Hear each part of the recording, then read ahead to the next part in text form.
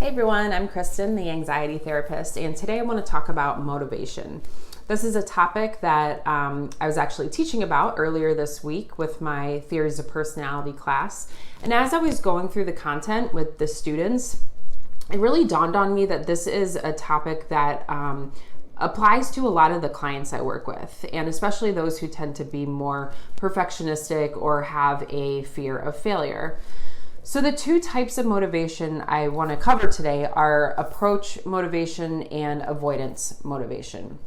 With approach motivation, it means that we are motivated by some sort of reward. So we are going to seek out that reward and try to move toward it in order to have that positive experience. So an example would be, if I'm trying to train my dog and I'm doing that with treats, I tell him to sit or to lay down or to give me his paw, and he's going to be motivated to comply with those commands so that he can get that treat as a reward.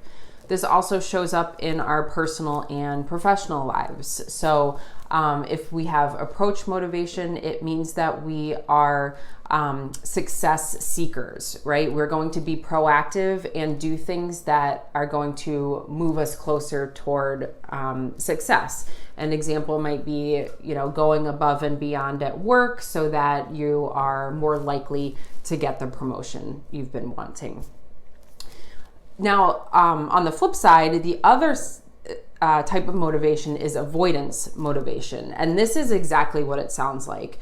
Instead of approaching a reward, we are avoiding a negative consequence. And a lot of times that consequence is the perception of failure. And so when we have avoidance motivation, it's really driven by fear, right? It's driven by fear that we are going to experience some sort of negative outcome or fail in some way.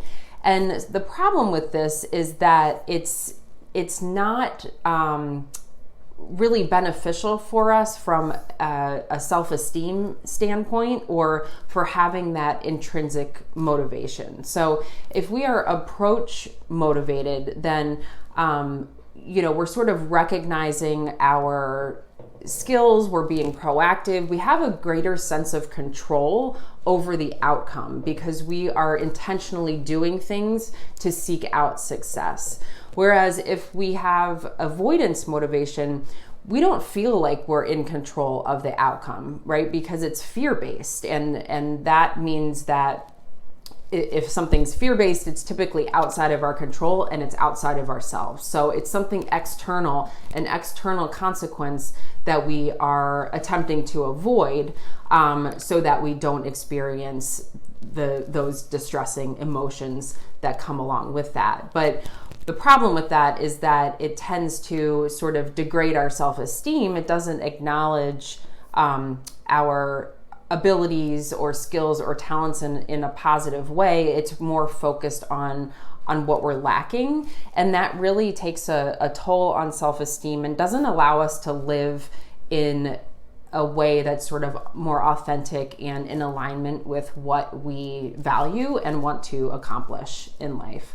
So just, take a minute to kind of sit back and reflect on what motivates you. And it might be different from situation to situation, but ultimately we want to have more approach motivation versus avoidance motivation, because then we are we're just moving forward in a more positive way as opposed to avoiding something negative. So I hope this was helpful and gave you a little bit of clarification. Feel free to leave a comment or ask a question.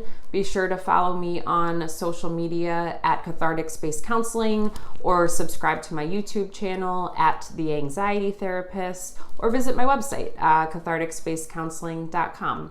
I hope you all have a great week, and I'll see you next time.